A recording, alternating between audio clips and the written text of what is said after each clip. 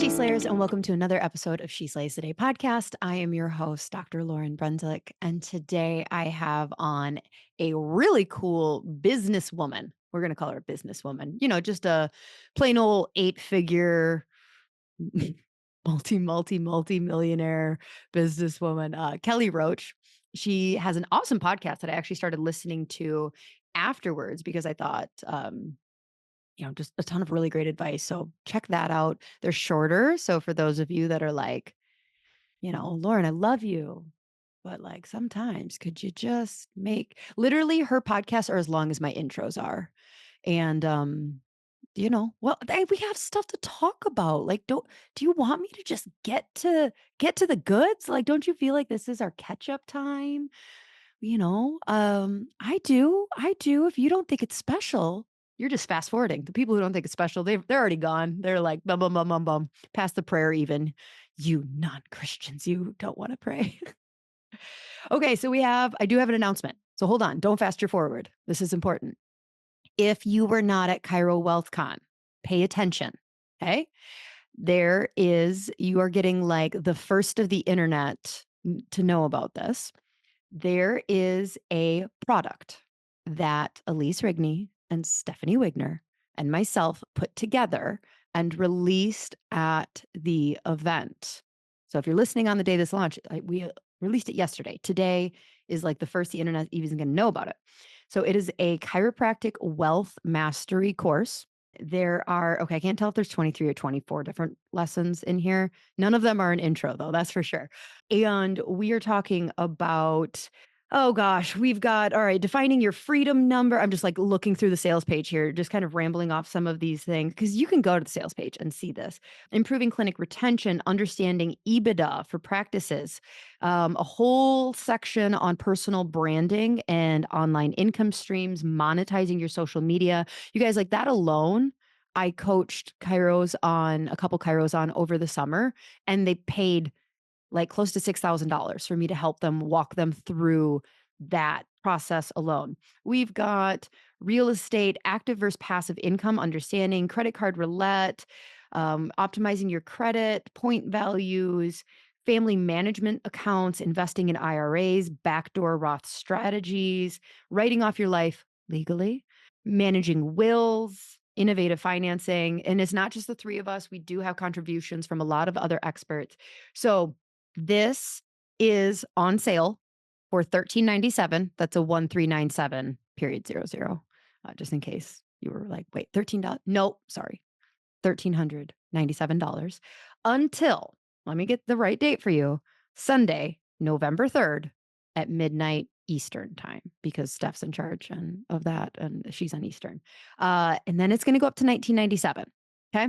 So $13.97 for that. It is massively, like if you were like one of those people that was like all in my DMs, like, I just wish I could go, but I'm like training for a marathon, or like, I can't, I'm 41 weeks pregnant that weekend. Like all these lame excuses. Like, I'm just joking. But you wanted to be there. Because as far as I'm concerned, we are not announcing. I mean, I'm only a couple days out from the event, but there is no talk about next year's event. I'm not saying it's not going to happen, but that's a big old question mark.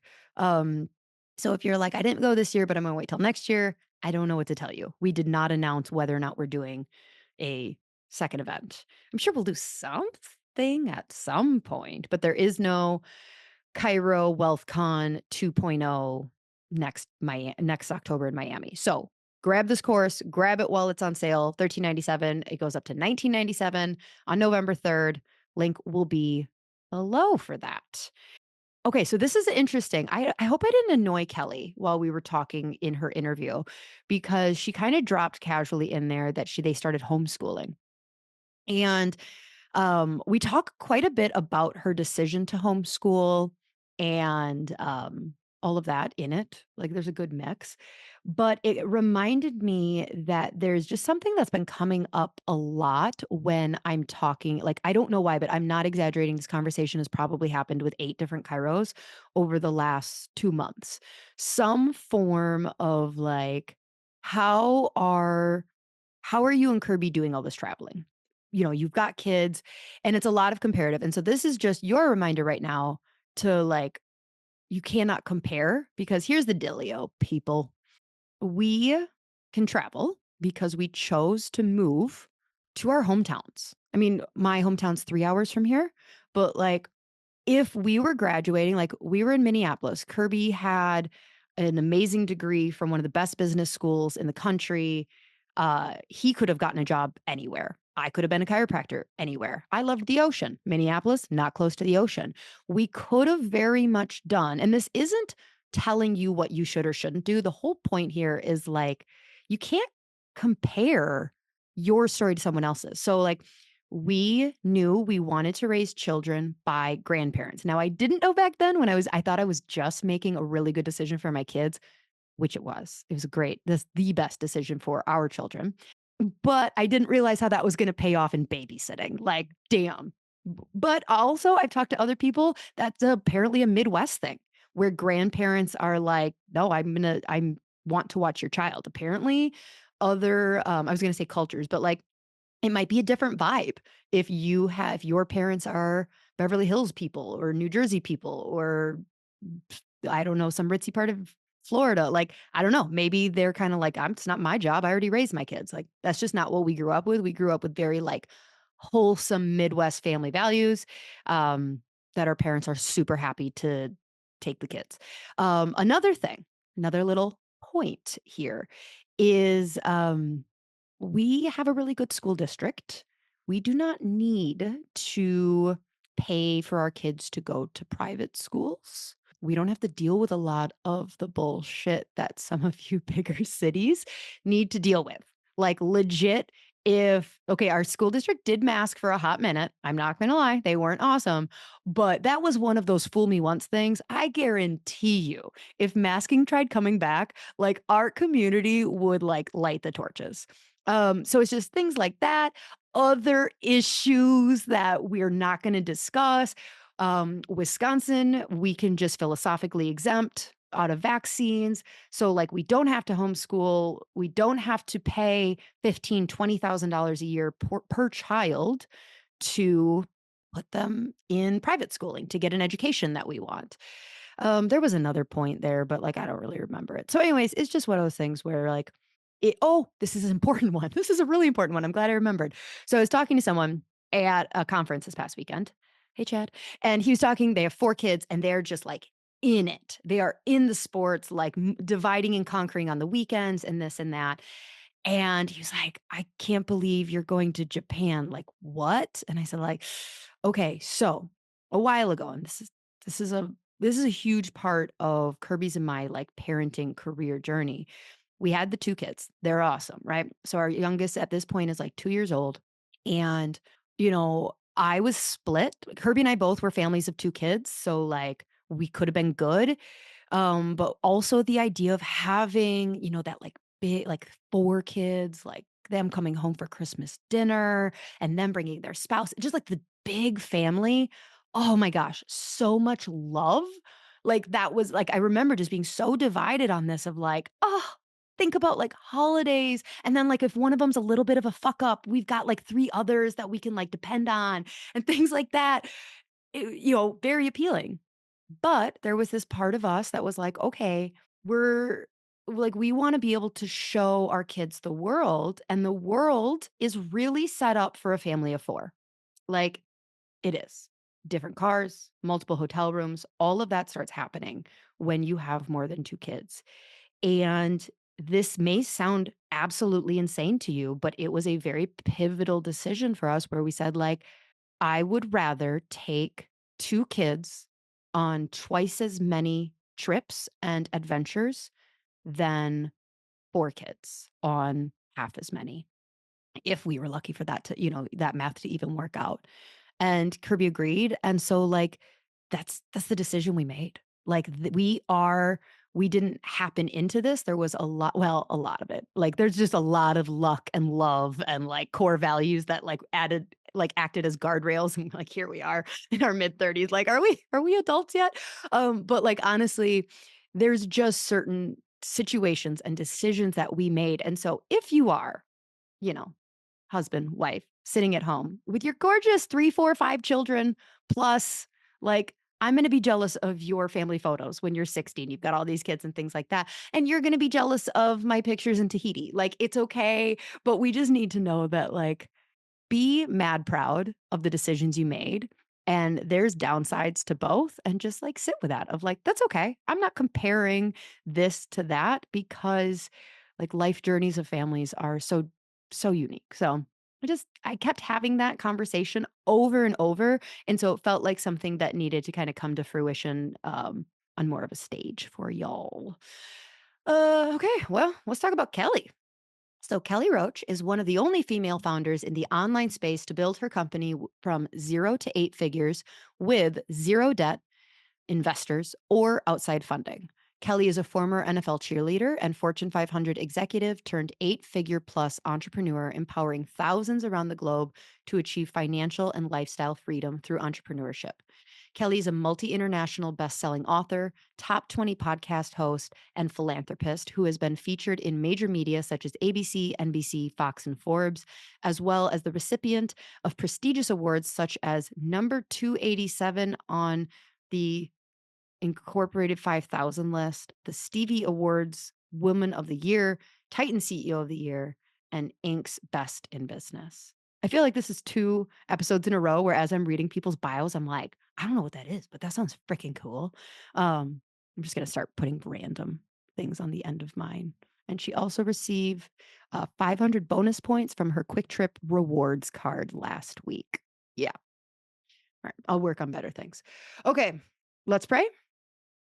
Dear God, thank you so much for incredible conversations around not just business, but the freedom to discuss this role that we take as being parents for those of us that are absolutely blessed to be in that position or have chosen to be in this position. Um, just taking that as this leadership role. Like at one point in today's talk, Kelly talks about like how a small business is willing to pay her X amount to teach them, and she's not going to give that information to her own children. Like she's not going to teach them and coach them. And so it's just this eye awakening conversation, God, for Kirby and I to really look at like, this is what our children's are learning by proxy, by being in our household, but like just counting those years that we have left to really make this huge impact with them and being so intentional with what we want them to learn from us, revisiting those core value conversations as a family and discussing like why we spend money the way we do, why we work the way we do, why we talk to each other the way we do, and them not just leaving it up to trust. So God, I ask you to continue to be present in this household. And be that forefront of that guiding light of how we want to raise these kids and the education and core values we want to pour into them. And I invite you into anybody else's house who needs you in there. In your name we pray. Amen. All right. Without further ado, here's my conversation with Kelly Roach. Enjoy. All right. Well, Kelly, welcome to the She Slays the Day podcast. So excited to be here. That's the best. This will be like episode 280 something. And I still haven't really figured out how to like casually go into conversations with people. I'm like, I don't know that this will work. Sometimes we'll be talking and like 5 minutes in and we're like covering good stuff. And they're like, okay, are we going to start? I'm like, oh, we already started. Sorry, I didn't tell you that. So welcome, now. Happy to be here. Okay. So Kelly, you have your own podcast, right? The Kelly Roach. So how long have you been in that podcast realm and like what kind of conversations do you have over there? Oh, well, yeah, I think I have over 1,100 episodes now. Oh my gosh. Yes, I have not missed a week. I think I'm going on either 6 or 7 years now. It has to be more than 7 years because Yeah. if you I are you have had releasing most of the time I deliver 2 episodes a week. that's Yeah. was that your so did the podcast come later? Like once you developed career success that way and then you added the podcast? Yeah, I started the podcast. So I started my first company in 2012. Okay. And I think I started the podcast in 2014 or maybe 2015. Okay. Mhm. Okay. Got it. Yeah. Yeah. So the types of, I mean, 1100, you've talked about everything at that point. Is it all in the business sector? It's not all in the business sector because, I think as business leaders and entrepreneurs, this journey is a spiritual journey. It's a Mhm. life harmony journey. It's a Mhm. relationship journey. It's a parenting journey. So, obviously the premise of the show is centered around helping people to scale multi-million dollar businesses. Like that's my expertise. That's what I love to do. But there's tons of mental toughness work that's Yeah. required for that. Mhm. There's a spiritual and faith journey, and I talk a lot about that now. And so, I'm a mom. I have a 10-year-old daughter, married, been with my husband 18 years. So, like, there's a lot of elements of life and those decisions and how to have those things harmonize. So, business is the centerpiece of the show, but it definitely covers a lot of ground, if that makes sense. That makes yeah, it makes complete sense because so how old are you? I will be 42. Oh my And gosh, you look amazing. I'm going to yeah. be 38 next Sunday. And I thought, yeah, all right, well, it makes me feel better. I have a couple years to catch up. I'm like, she's younger than me. This bitch has done so much. No. But so you're pretty much a millennial. I think you're still like on, but I feel like female millennials are having to address like right like if you were no offense to the 60-year-old white dudes or like if you had a podcast and you had all of the same career success, Yeah. I feel like your podcast wouldn't necessarily feel the need to discuss things like marriage harmony Mhm. and like how to prioritize work while not at the you know at your family's expense or Yeah. so I feel like that is something that our generation and gender is doing really, really well, where it's like, oh yeah, we'll talk about scaling Mhm. businesses and we'll talk about leading teams. But like I feel like even like the team leadership that stuff that comes out is Yeah. like not what it would have been in the past. It's like, well, no, how to incorporate these like soft leadership skills. Like you can't just lead. So that's Yeah. amazing. Yeah. Definitely emotional intelligence. I think there's a much better understanding now of how that weaves into everything, and that's so important. But also I think, there's been a great evolution, right? We're so lucky that we have these roles where we can build these businesses from home, and my husband's home full time, and like the world has changed and what is available to us has changed and evolved so Mhm. much. Yeah. Yeah, I like to think that as a society, we're just leveling up. And so, like, the idea of the well-rounded person, conversations around wealth aren't, it's not the full picture unless you're talking about everything. Life is a decathlon type of thing. Yes, that's exactly.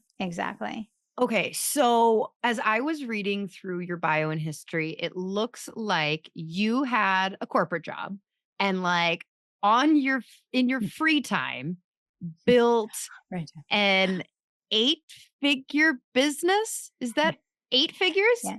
So I took it to 7 figures while I was still a full-time Okay. employee. I did Oh, disclose it to my oh, employer right away, just so that we're all aware. I yeah. did bring it to my employer right away when I started my company, and I just said, "Hey, this is what I need to do."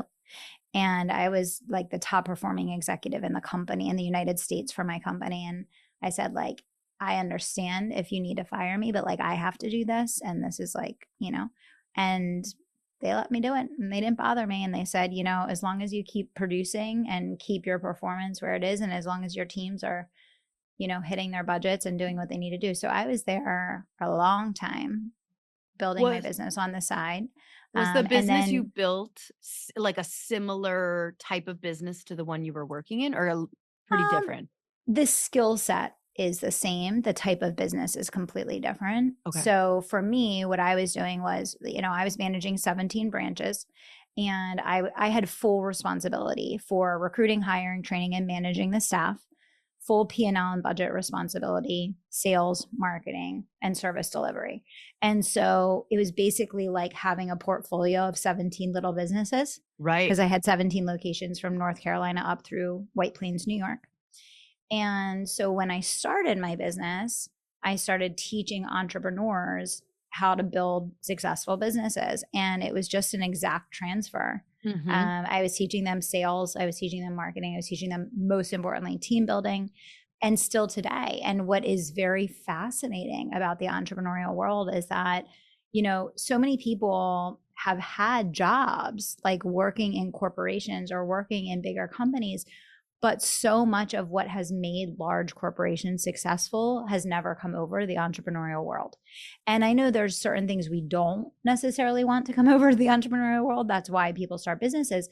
But what has fascinated me, and really where I've kind of built my niche in the entrepreneurial world, is helping people build sellable, scalable, self-led companies and teams, which means it's a company that's built with a full-time staff, that is an asset that's sellable. It's separate from you. You are not the business. You are building a business.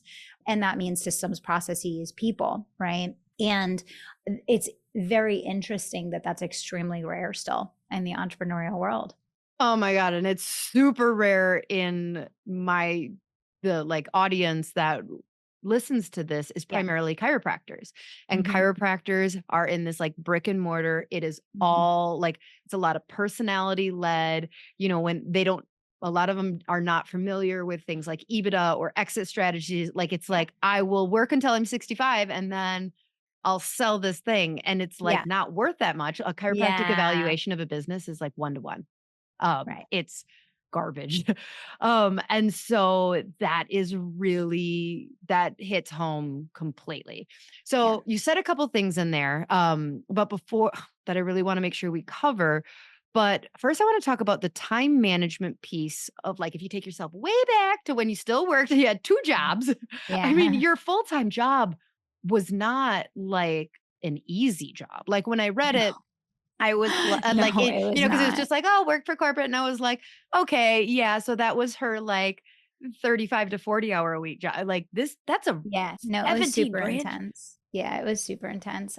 Yeah, it's the greatest gift. I mean, when I finally did leave my corporate job, I went from 7 to 8 figures in like, I think, a year and a few months, because like I just exploded because I could actually like spend time on my business. Like it was Mm-hmm. crazy, right? But no, I think it was the greatest gift for me because I only had a couple hours a day. I had a newborn at home. I was breastfeeding my daughter. You also Um, had a newborn at home?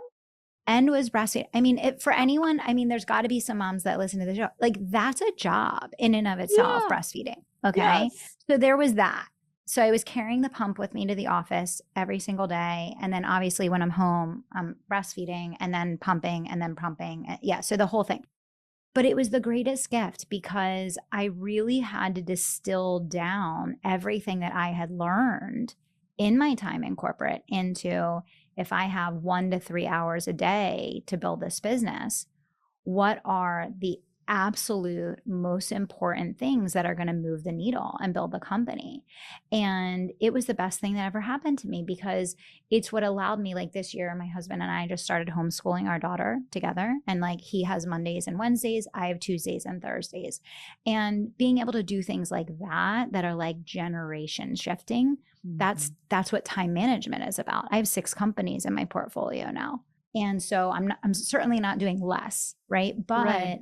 it's knowing what highest and best use of your zone of genius is, and then being really effective as a leader in empowering people to take ownership, not just of tasks, but of bottom line deliverables, right? So Right. it's a combination of time management and then people management, Right. right?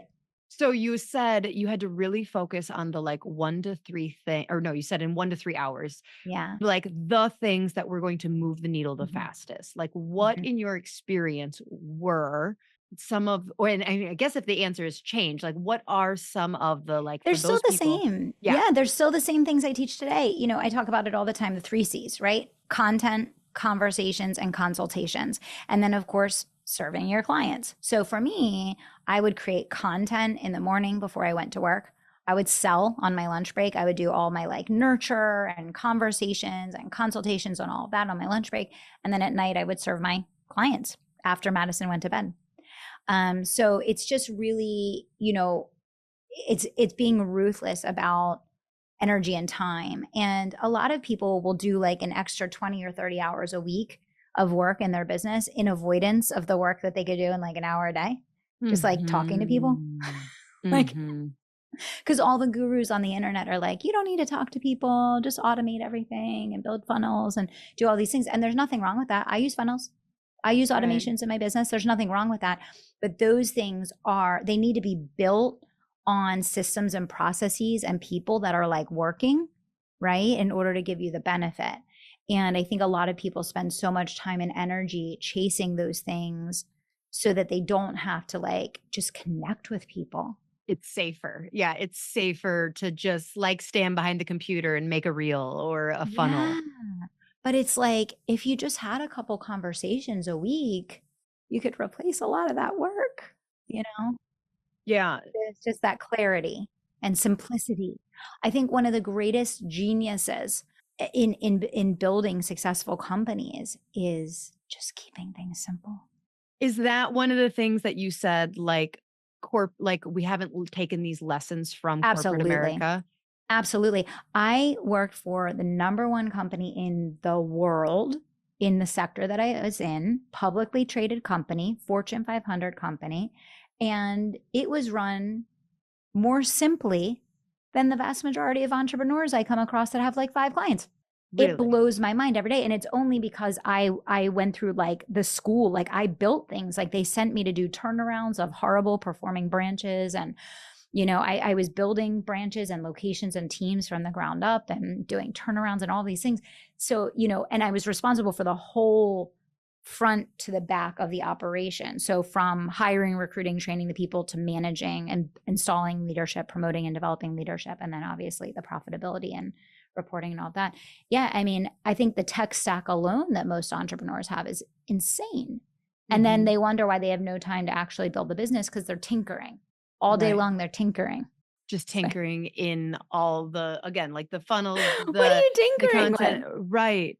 Well, okay, so is that because, so let's say, because I feel like it might be easier for sure to start simple business, like, if you have the right coaching and strategy. But, like, when you enter a business, let's say they've been running for 5, 10, 15 years, like, the systems, we have a lot of these systems that's like, "Well, I don't know, that's the way we've always done it," type of thing. Yeah. And, like, "How'd you come Worst up with that?" answer, Yeah. "Well, how'd you come up with right? that system?" It was like a lot of times the systems were created under chaos, right? Oh, Like, where it was like, 1,000%. well, we were understaffed and we had a lot of new patients coming in, and so this was, Yes. so then how do you start to go about, like, especially when you're working across all different sectors of businesses, like, this isn't a plug and play situation that you do where Mhm. it's like, oh, well, I have here, let me find my chiropractic playbook. Here you go. How do you start to lead people through simplifying their own systems? Yeah, I mean, I think first of all, it's more of an emotional like attachment or like fear of like what's going to happen. I acquired a business. Was it 2 years ago now? A year and 8 months ago. I was a founding partner. I was an investor in it. My partner wanted to exit, and so I acquired the company. And I mean, you better believe I ripped that thing to shreds. I mean, we went from 8 staff to 2. We went from 4 different price points and offers to 1. We went from layers upon layers upon layers of automations and systems, and we blew up the business. I mean, blew up literally like grew the business. Like, right? It's all the layers of complexity that create confusion and overwhelm and wasted time and wasted energy. So I think it's much more of an emotional attachment than it is like how. Like the how is like, okay, when you look at a business, it doesn't matter what kind of business you run. There's 5 core systems or departments: sales, marketing, operations, service delivery, and finance in every business.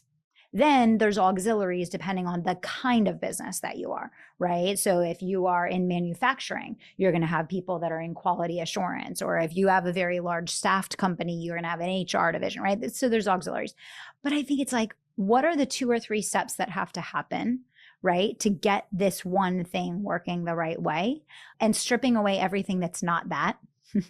It's just like essential, like it's narrowing it down to what's actually essential. I don't think it's like how can we do that? It's why should we do that? Because it's a simplifying process. It's not something that creates complexity or that you have to work harder to do. It's actually less work when you simplify. It's just letting go of that like attachment, Mhm. right? Do you feel like a lot of entrepreneurs, there's like a level of boredom or like ADHD distraction that Oh, is yeah. at like the root of why these systems get so complicated? Well, there's a couple things, right? Let's break it down. So the first thing is the vast majority of people in the online space that are teaching business have never actually built a business. Right. So you have to understand we have a whole generation of entrepreneurs that are learning business. Like I built a $50 million portfolio from the ground doing turnarounds of branches that were underperforming for like 10 years. Okay. Before I was like, oh yeah, let me go teach someone business. Right. So what's happening is like a lot of the people that are teaching business, like they figured out how to like market a product, but knowing how to market a product is not the same as building a company. It's not the same as building a winning team. It's not the same as understanding how to read a P&L or to manage systems or to design metrics or to put KPIs in place, right? So a lot of what's going on in the entrepreneurial space right now, I think, is just a byproduct of people learning from people that they don't even know themselves. And so, of course, it's like bastardizing the information that is making it to the ears of entrepreneurs that are learning. I think that's one component. I think the other component is that, yes, to answer your question, there's like this entrepreneurial ADD, and I deal with this in my own coaching and consulting company with our clients all the time. They'll come in, they'll put all the things in place that we're teaching them. They'll grow their business by 6 figures, multiple 6 figures, sometimes even 7 figures. We'll get everything working, and they're like, okay, cool. We're gonna go start this other thing now. We want to do this other thing. We're gonna do this because this is where, and we're like, no, we just worked for 6 months to get all these things working and they're working. Now we're going to do the things that we got working. So there's this like tendency as soon as you get something working to go focus on something else instead of now that you got it working, do the work, Is that the jump from right? 7 to 8? Exactly. And yeah, for us it was the ability to stay disciplined. It was the Mm. ability to not get bored and go do something else.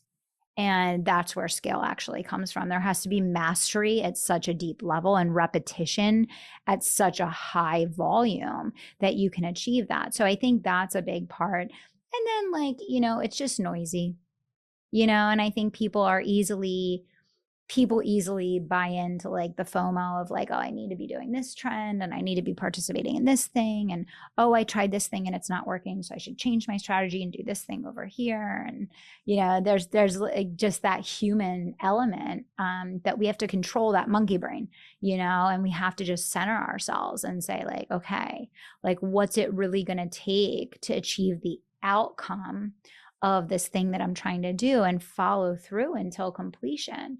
And, that's what really stands in the way of people being able to scale successfully. It's not like a special gift or a special talent or any of those things. It's that discipline to stay focused and not get bored and impatient. Right. Mhm. So with my story, I didn't realize I thought I was scaling. It's like, all right, marching towards 7 figures, right? Like just like that was my goal. That's what I needed to do. And we got there and then, because it was like, you're in your first quarter of a million and you're like, all right, how do we get to 500? We double it. We double it. We double it. We double it. We double it.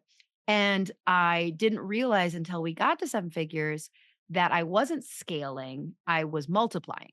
And they're very, very different because when I got to a million, I went, okay, so now how would I get to 2 million? Mm-hmm. And it was double of what I had just done. And I was like, or was doing. And I was Yeah. like, fuck no, Yeah. Yeah. absolutely not. I want Yeah. nothing to do with Yeah. that.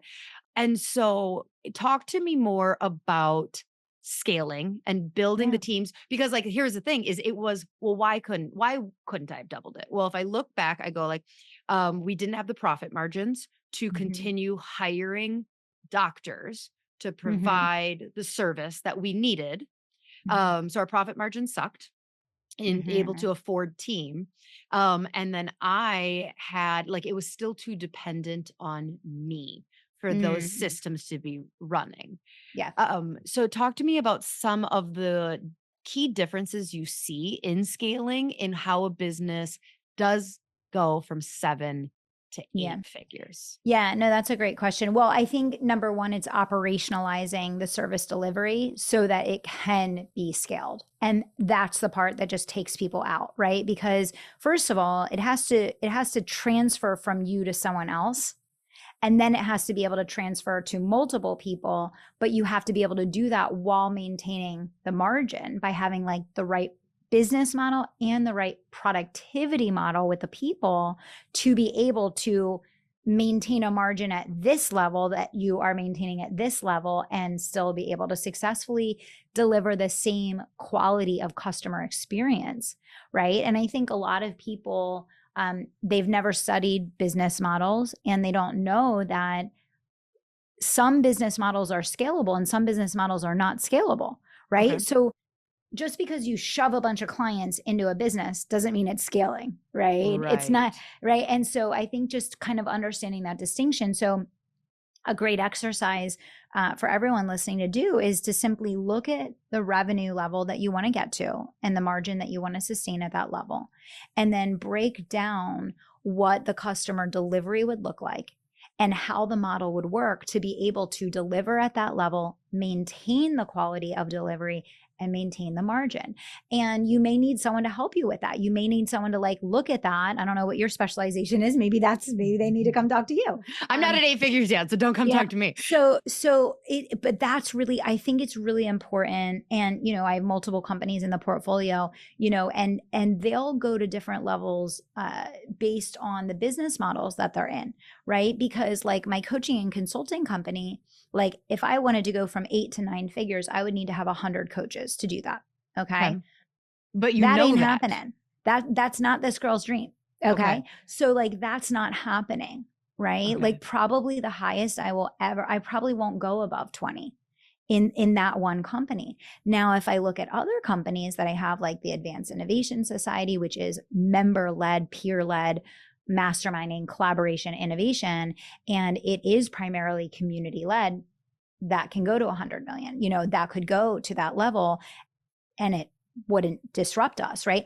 If I look at virtual business school, same thing there, right? So it's not just whether or not you can get out of the delivery. Like in all of my companies, they all have teams that do the service delivery and I add value to that, but I'm not the primary person that does that. But that's not the only component. You really have to look at what would it take. And for me, after we crossed over 10 million, I think it was in 2020 or 2021.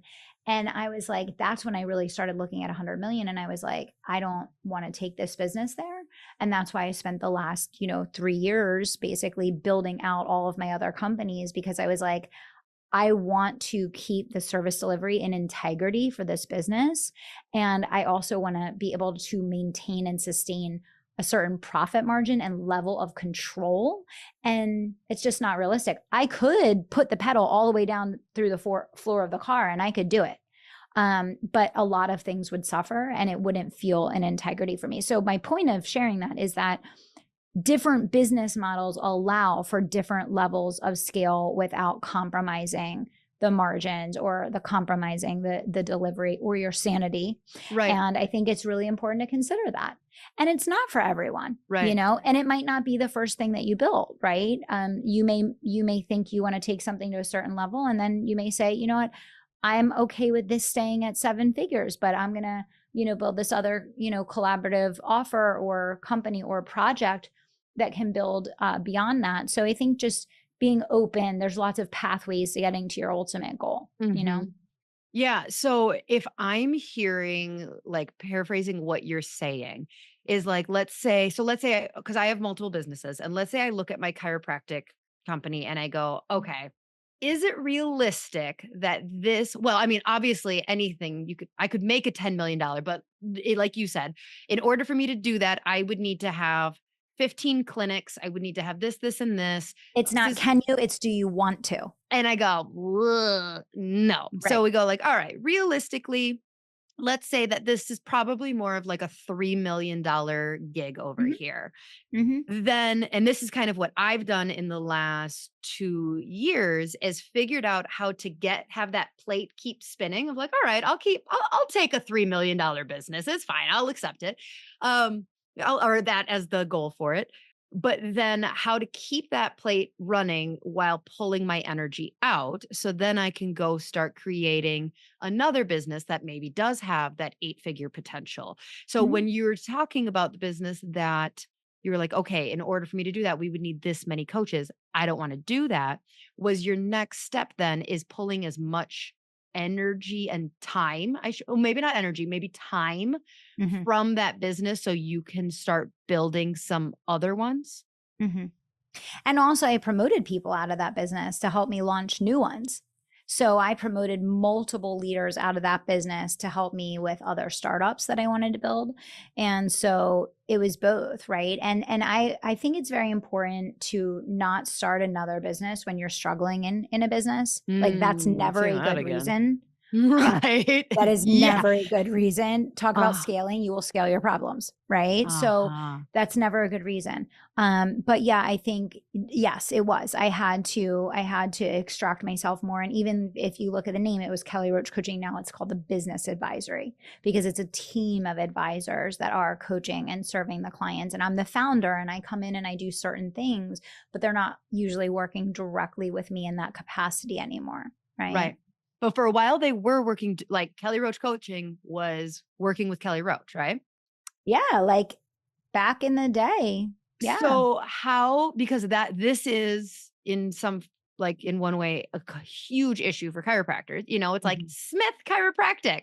And Yeah. then it's like, you've got people very much attached to, you're the founder, you're the CEO. And we're like, Yeah. no, but I hired this other doctor. And so you're like, no, but I hired this other coach. And this coach is going, what are Yeah. some of so like obviously making sure you hire exceptional people Yeah. that they're capable of replicating Mhm. the same level of customer Mhm. service that you can. Mhm. But how do you get your clients to get their little claws out of you and accept the new person? Yeah. Well, I mean, I think they're borrowing your belief, right? So I think one of the main reasons why businesses don't successfully transition is because the owner is scared. And Mm, so you have to be confident in the people that you hire. I mean, first of all, you have to invest very, very, very greatly in their onboarding and their coaching and their development and, auditing and monitoring to get them to the point where you can make that transition, first of all. But beyond that, it comes from your level of confidence in that person. And, obviously you have to communicate and fulfill contracts and do everything legally and above board in the right way.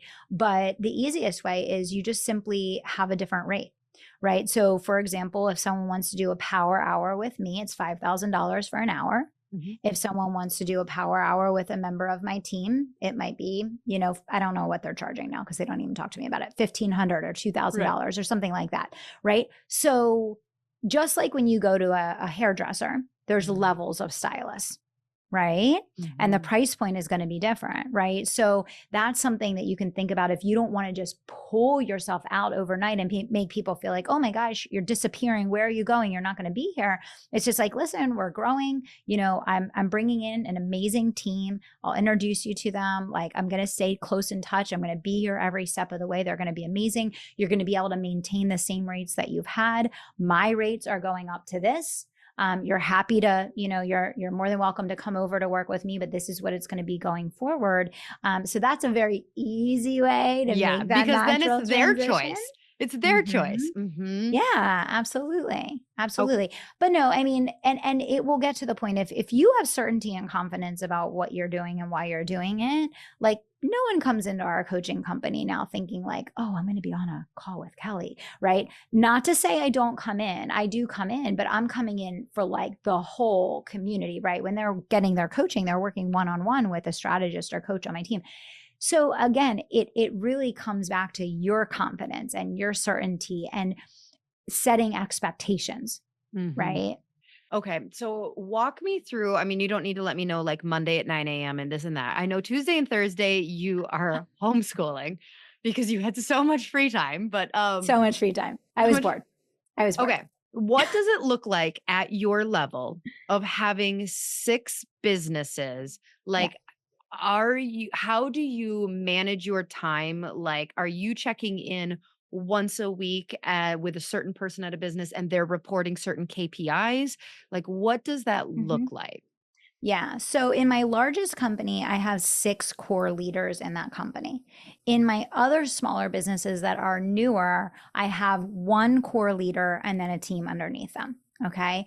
So that said, every Monday morning, we have a portfolio meeting for the leadership team. Everyone is on the phone together. We talk about the Like, priorities. not everybody of all businesses, is it? No, No, no. Okay. the leaders of all the Within that, companies. yes. Yeah, Okay. yeah. So we talk about the priorities and the focus and the sales objectives and where we are and what we're doing and that, so that's that. And then each person that is running a company, if they report directly to me, we're doing a one-on-one each week. If they report to someone else, they're doing a one-on-one. So team meetings and one-on-ones. For me, at this point, my number one priority is building the brand. So it's creating content. It's writing articles for publications. It's doing podcast interviews, speaking, any opportunity that I can do to build the global brand. And then people will find their way back to whatever solution is going to be the make sense, the most Mhm. important thing. So creating content, being visible for the brand, delivering on camera, creating new IP, right? And pouring into the team so that they can go out and duplicate and multiply. And when you say the brand, so like, are all 6 of your businesses kind of serving and playing together? Or do you have like, okay, on this day, I'm making content for this company. Oh, And then that's a on, good question. Yeah. So I have 1 day a week. So today's Wednesday, right? Yeah. Wednesday yes. is my podcast and PR day. Okay. And so when I'm doing content for the brand, I'm Kelly Roach. My website is Kelly Roach International. That website links back to all of my companies. So when you go on there and you scroll down, you'll see these are the companies that Kelly owns. This is how you can Mhm. work with Kelly, my books, the podcast, all of those things. And it links back. Each of the brands, they have their own website. They have their own social media. They have their own email list. They are completely independent entities. And most of them don't use like my face or name. Some of them do a little bit, some more than others, right? Right. So when I say the brand, it's like the overarching brand, but Yep. underneath that, each company kind of has their independent things. When I'm creating content, some of the brands don't use content from me at all. So they're not even using my content. They're not using my face. They're not using my name. Some of the brands 100% do. And so typically on Wednesdays, when I'm doing podcasting and PR, I will also have a block of my own recording, creating videos, creating new Mhm. content. And basically I'll say like, who needs what, put it on one doc. I'll go right down the doc and then everybody kind of gets what they need. Okay, got it. Mhm. So then, I mean, you how did you balance raising a family? This isn't like you could be spending how did you figure out how to spend like how much time to spend on your business versus like having a child? Like Yeah. the time management aspect of just the businesses seems like good, great systems, but like families don't necessarily work into that as well. Yeah. And so Yeah. what Well, are I mean, yeah. one of the first things, me and my husband decided when we were dating that one of us was going to be home full time. We didn't know who. Okay. We both had jobs at the time. And then, as we got like deeper in Are our you relationship competitive? and all Was that. that date was what really was like, "All right, well, I guess I'm starting this side business because, Yeah. And then, bitch, I'm yeah. gonna beat you." And then ultimately, when it came down to it, I was starting the business, it was growing, I got pregnant with Madison and it just made sense, for Billy to be home full time. And that has like changed everything. That's probably the best decision we ever made. Because it just gives us the ability to have a stress-free home environment. And we have so much more freedom and flexibility. And it's so much easier for us to communicate. Like Billy and Madison are probably sitting like 15 feet away from me right now, homeschooling. Mhm. So you get to see each other so much more. I was Right. very intentional about not traveling. I did not focus on my speaking career. I did not focus on going to conferences. There's a lot of things I did not do in building my business Mm. so that I could have every second that I was not working being present with my family. And when you cut those things out alone, it's shocking. I mean, you have to remember, I came from corporate. I would be traveling. First of all, I commuted every day. So, in and out of work every day. But on top of that, I was away 3 days at a time, 4 days, visiting branches, Visiting tours, branches. all of those things. So for me, this whole idea of like work from home, like, and not have to do all of that, like, I feel like you're like, I have so much time. I have so much time. So I think everything is perspective, right? But I do think it's really important to have like great communication and to work really, really closely and really well with your spouse around like roles at home. Like, I think the thing for us is like, we're very clear on like who does what in our family. And there's like certain things that I do with Madison. There's certain things I do in the home, and there's certain things that Billy does, and whatever. That's made it very easy for us because it's not a constant like back and forth. And I think that's where a lot of people like fight and squabble, and we don't have that. Right. So I just think it's communication, and it's working as a team. And it's also just knowing like what the priorities are, because there's only a handful of people that you're irreplaceable to. Right. And they're the ones that are in your own house.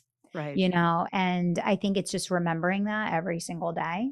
You can have vision and dreams and goals and passion about growing your business, which I do have all of those things, but I never forget what actually matters, Well, and I feel like so many, okay, I'll caveat this. I'm not going to put it on you.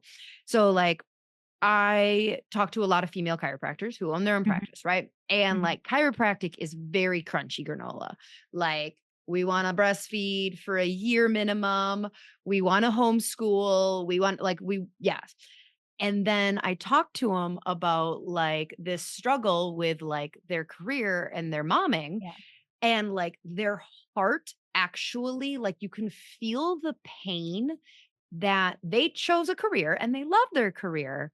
But like evolution is still strong in their ovaries that they, air quotes, so people not watching you, just want to stay home with their babies. And I fortunately, I don't know, I'm not going to say unfortunately, I didn't have that. Like, I went back to work 6 weeks with my first and 5 weeks with my second.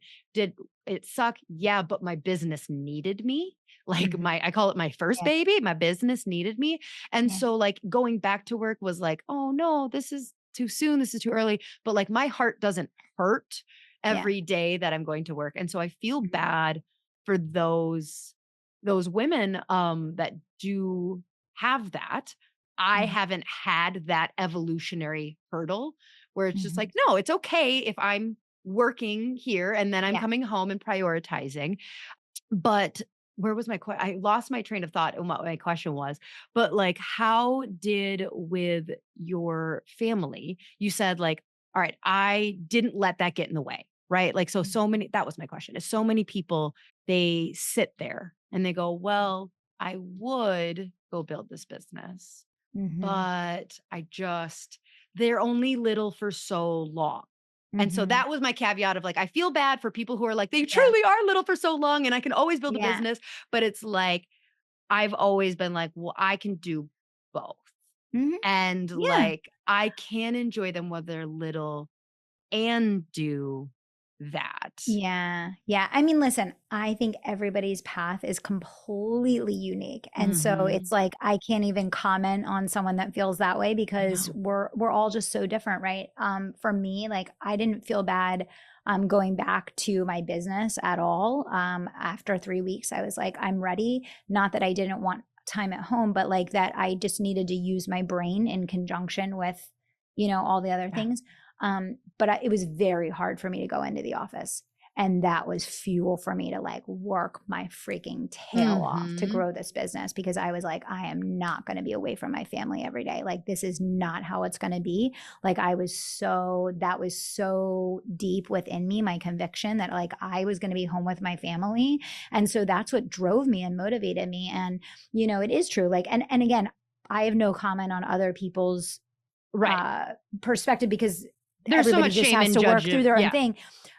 My experience with Madison is like, I am so thankful and so grateful that I sacrificed so much when she was younger to have the gift of being present and being available now at this time. I mean, I'm getting to homeschool her. And I said to Billy, like yesterday, I'm like, this girl is going to be like like, I can't believe how fast, even just a couple of weeks of doing what we're doing. And I'm teaching her business and Christianity and mindset and, public speaking and all of those things. And I'm like, I can't even believe where she's going to be. And it's only because of those sacrifices so long ago. We're Mhm. in this position now. And so I'm not saying one Yep. is right or the other is right. I'm just saying, in my experience, I'm very happy that I made that sacrifice then so that I could have this gift now.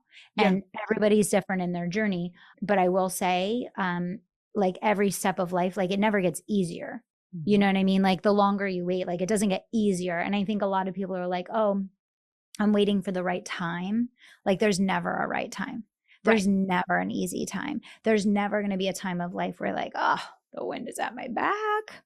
It's all Mhm. happening. Like it's not like that, right? So Yeah. I think usually in your gut like what you're being called to do and like where you're meant to be. And I think just kind of listening to that. Yeah, you're so right. Like there is never a good time. And Mm. I feel like there is always going to be a moment where it's like, okay, you said like it motivated me. The reality of Yeah. having to go into work motivated you Yeah. to want something different. Yeah. And if there's just not that seed of motivation, Yeah. that's okay. It's Yeah. not the right time for you, but like you also, somebody who's like, "Oh, I'm gonna wait until my kids are out of the house." Totally fine. That's fantastic. Lots of businesses have started, with Yeah. women in their late 40s and 50s. Yeah. But what you can't do, and this is where I so like feel like females are the best at like self-judging and comparing yourself. Like I could Yeah. just watch you as a politician, like navigating this, like my I'm like, I don't want anybody to feel like I'm judging them for their decisions. Yeah. But like what you can't do is if you wait until you're 45 and it's like, all right, I've raised the children. Now I'm going to start my business and you do really well with your business, but you're comparing yourself to someone who's 55 and has 100% passive income now because Yeah. they've been investing Yeah. and buying and building a real estate portfolio and doing all this because they started when they were Yeah. 30. And the one big thing that I learned the more that I go down the like investing in real estate thing is like time is Time. your number one thing. So Yeah. it's okay. Like the same person who would go like, but their only time is this commodity. They're only little for Yeah. so long. I just don't want that person to get to 50 and look at somebody who's built massive wealth and be like, well, I've been doing this for 25 years, Yeah. right? It's this Yeah. like this double-edged sword to this is why you It have a super successful podcast that talks about not just leadership and yeah, scaling. It's for sure. complicated. It's It is. complicated. It is, for sure. Um, so can I ask how why did you decide to homeschool? Oh, why did Are we you in decide California? not to homeschool? No, I'm just kidding. Why did we not decide? A lot of reasons. A lot of reasons. I mean, first of all, for me personally, people will pay me $80,000 to teach them how to grow a business. How am I not going to give that gift to my daughter? Who's my most important student? My daughter, right? And so when she was young, when I was launching and when I was teaching and when I was coaching, she would come in the office with me all the time. She would sit on my lap when I was doing live streams. She would be in around, and I could tell she was absorbing. Then she went to school, and I was always hustling, hustling, hustling to try and get done by the time she got home so that I could spend time with her. But she was getting no exposure to what I was teaching and to what she could be learning and all of those things. So that was a big thing for me. But also just culture, like with the direction of the world, with the direction of our culture. Both my husband and I just wanted to have like a way more hands on approach to like, what is she learning? Mhm. And how are we shaping her as a person? I'm doing a lot of like Christianity studies with her and, mindset and sales and business building. And, I think that the school system is, and especially, and I think there's different problems in different types of school systems, but I think they all have issues and nothing is perfect. But in the private school system, especially, if you're like sacrificing and investing to send your child to like a really good school, all that school is focused on is pumping out kids that are going to go to an Ivy League school. That is absolutely positively not success in my book. And it's not what I'm striving to raise Madison to do. If she decides that she wants to do that, cool. Like, I want to put her in a position that if that's important to her to get an Ivy League degree, like, great, you can go pay for it yourself, like, whatever. So I saw that and I'm like, this doesn't align. Like, I want someone who's a critical thinker. I want someone that has their own like moral compass and how they see the world. I want someone that has real world skills in the way that they approach things. And she was going to a very, very good school and wasn't getting any of that. And I was like, this ain't it. So yeah. Yeah, it's a big decision. But like I completely understand where it's like the school districts have their own thing, Yeah. it's like, all right. It's not my job to think what's best for all children in America. My number one job is to think of what's best for Well, that's my it. own Yeah. child. And that's why we have to all like take our power back as parents and decide what we want for our kids and make choices around that. And I think that's one of the beautiful things about entrepreneurship, that you can make that choice, and it's not easy. I did homeschool with Madison all day yesterday. I brought her to dance and I literally went to the library and I caught up on almost 4 hours of work that I missed because I was, it's not easy. Like nothing's easy. Nothing that's worth anything is easy, you know? Right. It's just So knowing what your values are. when you're looking at this idea of like, because legacy, I feel like my algorithm is all, like everybody's algorithm. So like Yeah. legacy is kind of the term that's been thrown around with wealth building and Yeah. legacy. Well, like Yeah. legacy and wealth building. So Yeah. when you look at like, so I feel like you've talked a great amount about like wealth building and you're obviously incredibly impressive in your knowledge and how you scale and lead teams. What about the legacy aspect? Like, is Yeah. that like, what does that word mean to you? Yeah. And like, how are you starting to incorporate that thought now that you're going to be an old 42-year I old? know, I'm so old. No, it's something that I think about every single day. I mean, it's a big reason why I wanted to homeschool medicine because like what one fine day our time will be done here. And 70% of financial legacy is gone in one generation. And, obviously a big problem with Wait, what do you focusing mean? on What did you just say? 70%? 70% of financial legacy is gone in one generation. So like poof. So people that say, "Oh, I'm not going to spend time with my kids now because I need to make money because I want to leave them money because I want to do everything for them." Like think about that because if those kids aren't learning the skills that you learn to make that money, they're probably going to Yeah, lose that money. got And it. that's my thing with Madison is of course I'm going to be able to leave her a very nice financial legacy. That doesn't matter. Can That's not she produce it she again has so to be her children can? Oh, that she has to be 70% the thing is kind of scary. person that has the work ethic, that has the mindset, that has the Mhm. skills, that has the moral compass, that has the ability to use good judgment in her life to not lose it. So what am I doing? Right? So I think about legacy every single day and that's a huge piece of why we're doing what we're doing. But also it's a big reason why I write books and do the podcast. That stuff is going to be here when I'm gone.